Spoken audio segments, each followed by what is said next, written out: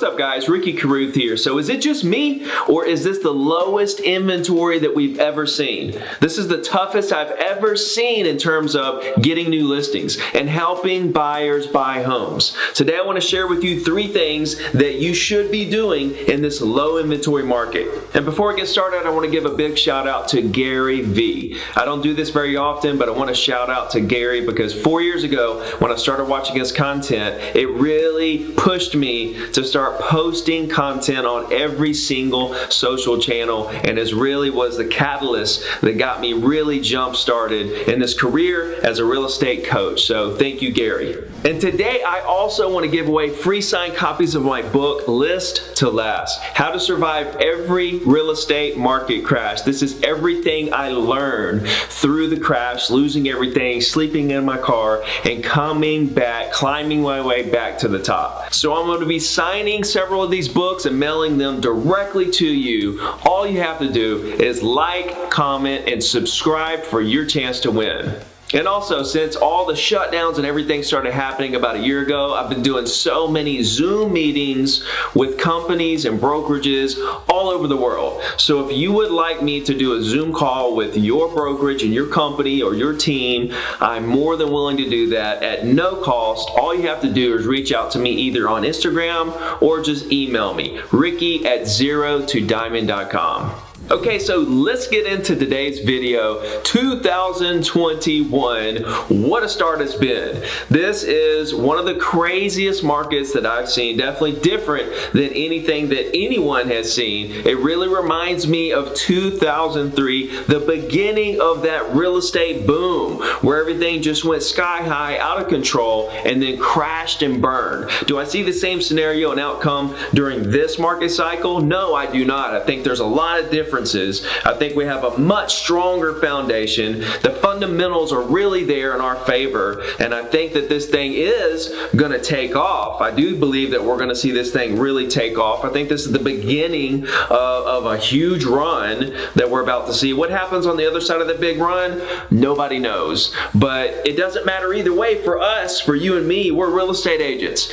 We make money on the way up, we make money on the way down. Closings continue to happen every single day, regardless of what the market does. We can't let the outside forces, things that we can't control, really dictate our success. So right now you're probably running into several problems. One, you can't get any sellers to really jump off the fence to list their properties because they're scared to list because A, there's nothing to buy, and B, they feel like they might leave money on the table since the market is increasing at such a great rate. They feel like if they sell now, if they wait a couple months, they could probably get more money, so on and so forth. So it's really tough to get listings right now. What I think this is creating, okay, is pent up demand for people to list their properties. You know, when the market slows down and there's a lot less buying going on, transaction goes down, what does that do? Every single time it creates pent up demand of buyers. Okay, we see pent up demand of buyers. We're very familiar with that. But have you ever thought of pent up demand for sellers? I believe that that's what we're in the middle of right now. Tons of pent up demand, just building and building and building. You think that there's nobody out there, or there's less people than a few months ago who would love to upgrade their home? Their home is too small, they need to upgrade. Upgrades are happening all the time, but all of a sudden, no one's listing their properties, okay, which means that people aren't upgrading, which means there's pent up demand building. People that had another child, people that, you know, relocate, people that are relocating and doing stuff like that, that's mandatory. Okay, so those are the deals we're actually seeing out there, the ones where people have to sell. But the people that just want to sell, it's not 100% necessity. That's the pent up demand that I think that we're in the middle of, that's underneath the market. We can't see it, and when it comes out, it's going to swing so hard and so fast that we're not even going to know what to do. We're going to have so many people that want to list their property properties, it's going to be insane. That's one thing I'm really excited about moving forward, is that I know that day is going to come. So that's something we really need to prepare for. Another thing is buyers. Okay, every buyer is competing against 5, 10, 20 buyers, multiple offers higher than full price, and we're having problems getting our buyer to be the one that gets accepted. So we're running into that issue as well. This is a tough market. It's going to continue to be tough as we move forward. But deals are happening, prices are coming up. It is making some sellers come off the fence. Okay, and the buyers that we have, here's what happens. Sometimes your buyers have to lose a few deals to really step up and realize what they need to do to get the next deal. So when your buyer doesn't win the offer, that's okay. Take it as a learning experience for yourself and them for the next property that comes around that they want to make an offer on. We know we need to be aggressive. We know this is how we need to move forward on it, because if not, we're going to end up in the same boat as last time. So some buyers are going to catch on to this, a lot of them, most of them, because most of the buyers right now, they have to buy. They wouldn't be competing with 5, 10, 20 buyers if they didn't have to buy. Who wants to compete with 20 buyers? So the good thing is that the buyers in this market are super motivated.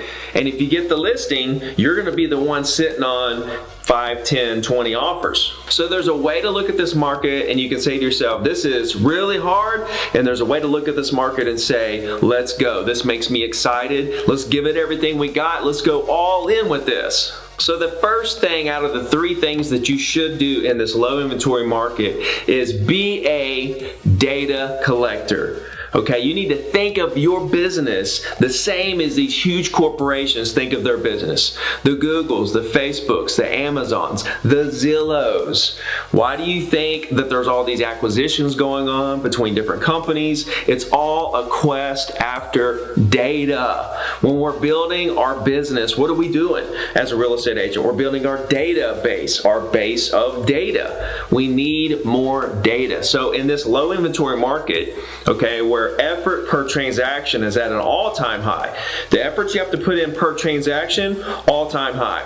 But the effort put in towards gaining a new relationship with someone in the market, a future customer, a future client, is the same as it's always been. It takes the same amount of effort to reach out to a certain number of people, to have those great conversations and those great first impressions, to create more friendships and relationships in the market, which is the name of the game. So if you take this opportunity that we have right in front of us, where a lot of agents are slowing down because the effort per transaction is so high, and go all in with trying to grab as much market share as humanly possible, which is friendships with people in our markets. The more friends we have in the market, the larger our business is going to be. The more people we have in our database getting our weekly emails, the larger our business is going to be. It's really black and white. So how do we collect data? There's 2 ways to collect data. There's voice to voice, making great first impressions, collecting the data, and there's digital marketing, social media, collecting the data. When you combine voice to voice and digital marketing, then you create a very dangerous situation where you can really create something massive. Too many agents are only doing voice to voice, or they're only doing digital marketing. They're not doing both. They're not time blocking for one and then time blocking for the other. They're not fitting both into their schedule, and that's where they're leaving a lot of money on the table. You guys see how I built my business. I canvassed the market with phone calls, creating great first impressions, building those relationships, followed by a weekly email, aka my digital marketing, on the same day of the week forever. That's how I built my business. There's so many more tools in today's world. So many more tools. You can do 10 times more damage now than I could when I first started in the business. There was no social media. There was no dialers. There was none of this stuff existed. You should be taking full advantage, and you should think of yourself as a data collector first and a real estate agent second. Our quest is to build the largest database in the area. Through that process of hard work to do that, we're going to close so many deals. But keep in mind, if you think about your business like this as more of a data collector than a real estate agent, and you're doing real estate on the side, you're really building your business to the point where at some point in the next 3 to 5 years, you don't have to do any more cold calls. You don't have to do any more social media. You don't have to do anything. You can live off of your weekly email and continue producing the same amount of volume. That's where you want to be. The second thing you need to do in this low inventory market is think about going after listings. Too many of us are still buying leads, and we should be going after sellers and creating friendships and relationships with owners in our market who own the exact property that you want to sell. I just dropped a video. I'm going to put a link below if you haven't seen it. It's called the 5 Secret Ways to Close More Deals, and it goes into depth on several of the secret strategies that I've used over the years that I've never really talked about. But as far as listings go, guys, listen, when you go after listings and you put all of your effort into listings, it's really not listings, it's owners. And owners are the best buyers. They're the highest quality buyers by far. So why would we go after buyer leads or buy buyer leads when we could concentrate on owners who buy and sell? They're the best buyers and their listings. Why not focus everything 100% on this group? Business is unlimited. You can't call every owner. You can't contact every owner. Why not put all your eggs into that basket? So the third thing I'm going to list today, which I think is the most important, is stop complaining. What did you sign up for to become a real estate agent so that you didn't have to work as hard? Guys, you need to go all in and put every little last drop of effort into the market right now. It's going to pay tenfold over the next 2-3 years. So just to reiterate, number 1 is be a data collector. Right? Be a data collector first, be a real estate agent second. Number 2 is go after listings. Put 100% of your effort into property owners. Number 3 is stop complaining about the market. I hope you got something out of this video. I hope it got you fired up. I'm fired up. I'm fixing to go get to work right now. Remember, I'm giving away signed copies of my book, List to Last. Just like, comment, and subscribe to my channel. Let me know what in the world I can do for you today. We'll talk to you guys on the next video. Let's go.